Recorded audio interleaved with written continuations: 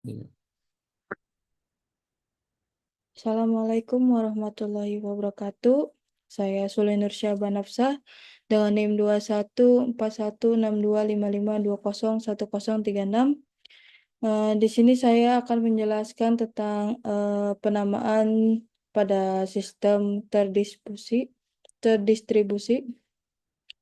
Oke, langsung saja.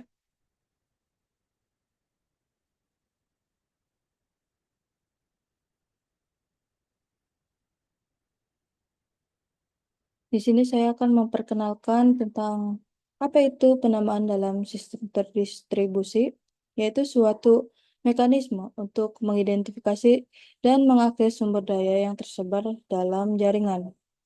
Kemudian di sini ada esensial untuk sistem yang terdiri dari banyaknya identitas, seperti layanan, kemudian file, ataupun node.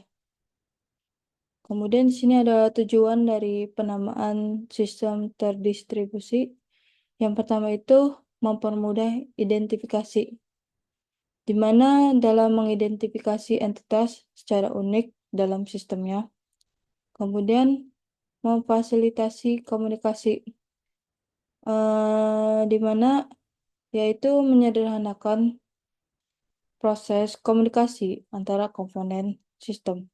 Kemudian yang ketiga itu efisiensi akses, yaitu memungkinkan pengguna untuk mengakses sumber daya dengan cepat tanpa harus mengetahui lokasi fisiknya. Kemudian di sini ada kegunaan dari penamaan sistem terdistribusi. Yang pertama itu menghubungkan nama dengan lokasi, di mana pengguna hanya membutuhkan nama untuk mengakses sumber daya. Lalu yang kedua itu mengatasi keberagaman alamat, yang memungkinkan sistem menggunakan berbagai alamat seperti fisik maupun virtual. Yang ketiga, penyimpanan data terdistribusi. Artinya memastikan data dapat ditemukan dengan tepat walaupun tersebar. Kemudian di sini ada manfaat dari penamaan sistem terdistribusi. Yang satu itu adalah lokasi transparansi, di mana pengguna tidak perlu mengetahui lokasi fisik sumber daya. Kemudian yang kedua ada skalabilitas sistem, yaitu sistem bisa bertumbuh tanpa masalah dalam penamaan. Kemudian yang ketiga itu keamanan dalam akses. Dengan namespace yang diatur, entitas lebih aman dan tidak ambigu. Kemudian ada komponen utama dalam penamaan sistem terdistribusi. Yang pertama itu ada nama atau names sebagai label unik yang digunakan untuk mengidentifikasi entitas. Kemudian yang kedua itu ada namespace, yaitu sebagai ruang atau wadah yang berisi nama-nama unik. Kemudian yang ketiga itu ada peningkatan nama atau name bending, yaitu suatu proses yang menghubungkan nama dengan entitas. Kemudian yang terakhir ada resolusi nama atau name resolution, yaitu sebagai proses mengkonversi nama menjadi lokasi entitas. Kemudian di sini ada jenis penamaan dalam sistem terdistribusi ada 3. Yang pertama sebagai flat naming, yaitu sebagai nama tanpa hierarki. Contohnya alamat pada IP.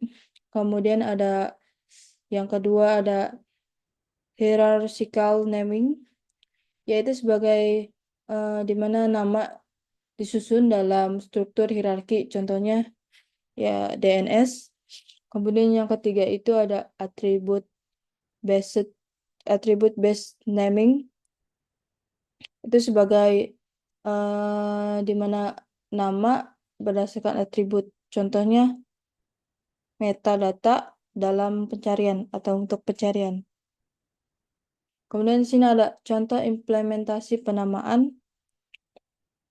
Saya mengambil contohnya itu 3. Yang pertama itu ada domain name system atau DNS yang tadi, yaitu mengubah nama domain menjadi alamat IP. Yang kemudian yang kedua ada file system dalam OS, yaitu struktur hierarki dalam file. Kemudian yang ketiga ada cloud storage server, cloud storage service, mohon maaf, yaitu dalam penggunanya itu menggunakan namespace agar data mudah ditemukan serta diaksesnya. Di sini ada kesimpulan. Yang pertama itu penamaan penting untuk efisiensi dan transparansi dalam sistem terdistribusi. Kemudian yang kedua yaitu kesimpulannya mempermudah identifikasi, kemudian akses, serta manajemen daya dalam jaringan yang besar. Kemudian yang ketiga itu berperan dalam keamanan dan skalabilitas sistem. Oke, sekian dari presentasi saya. Kurang lebihnya mohon maaf. Assalamualaikum warahmatullahi wabarakatuh.